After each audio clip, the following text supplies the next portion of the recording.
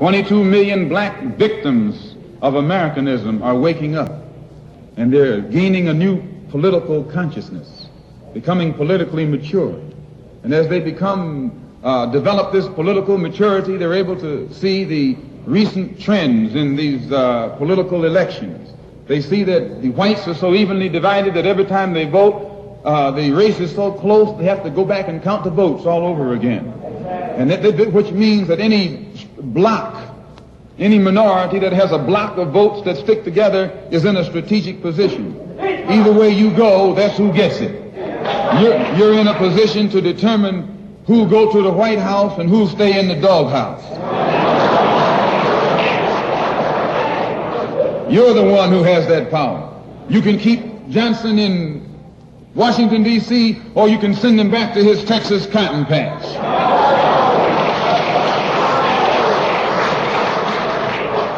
You're the one who sent Kennedy to Washington. You're the one who put the present Democratic administration in Washington, D.C. The whites were evenly divided. It was the fact that you threw 80% of your votes behind the Democrats that put the Democrats in the White House. When you see this, you can see that the Negro vote is the key factor.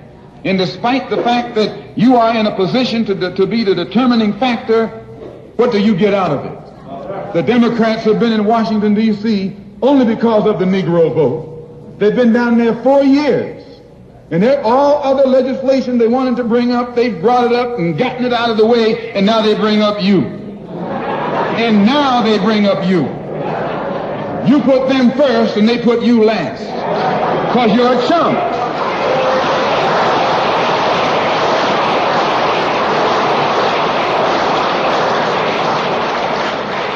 A political chump. In Washington, D.C., in the House of Representatives, there are 257 who are Democrats. Only 177 are Republicans. In the Senate, there are 67 Democrats. Only 33 are Republicans. The party that you backed controls 2/3 of the House of Representatives and the Senate, and still they can't keep their promise to you because you're a chump.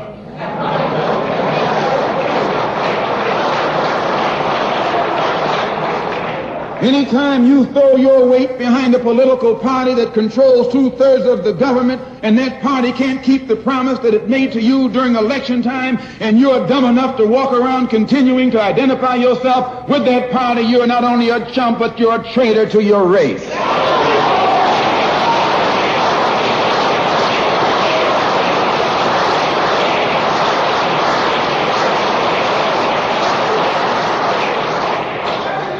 And what kind of alibi do they come up with?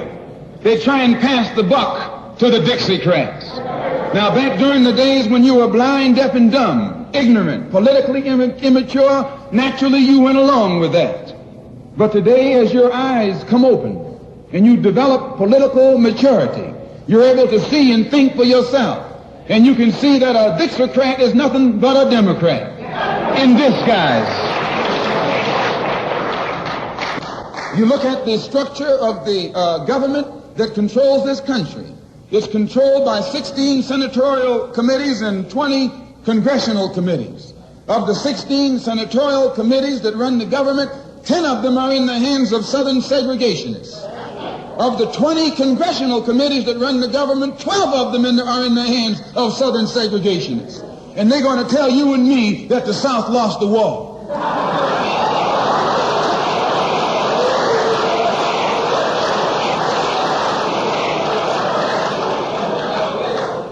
Today are in the hands of a government of segregationists, racists, white supremacists, who belong to the Democratic Party but disguise themselves as Dixiecrats. A Dixiecrat is nothing but a Democrat.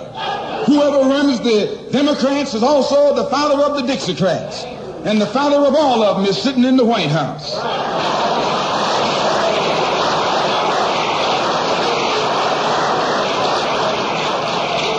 I say, and I say it again, you got a president who's nothing but a Southern segregationist.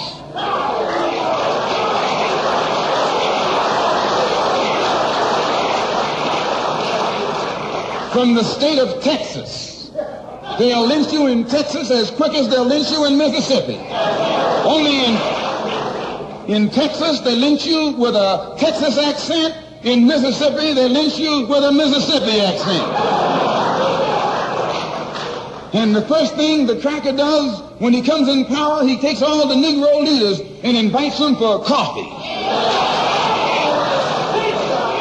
to show that he's all right. And those Uncle Toms can't pass up the coffee.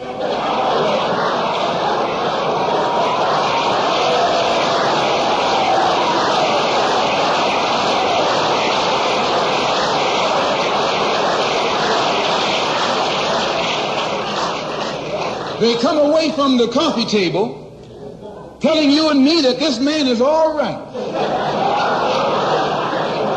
because he's from the South. And since he's from the South, he can deal with the South. And look at the logic that they're using. What about Eastland? He's from the South. Make him the president.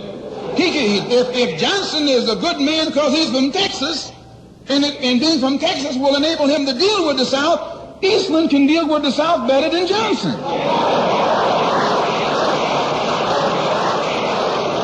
No, I say you've been misled. You've been had. You've been took.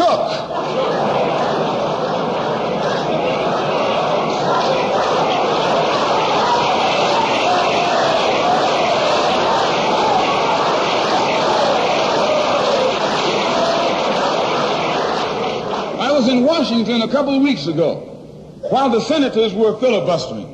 And I noticed in the back of the Senate a huge map. And on this map, it showed the distribution of Negroes in America. And surprisingly, the same senators that were involved in the filibuster were from the states where there were the most Negroes. Why were they filibustering the civil rights legislation? Because the civil rights legislation is supposed to guarantee voting rights to Negroes in those states.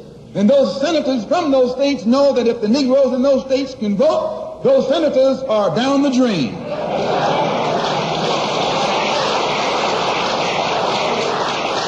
The representatives of those states go down the drain.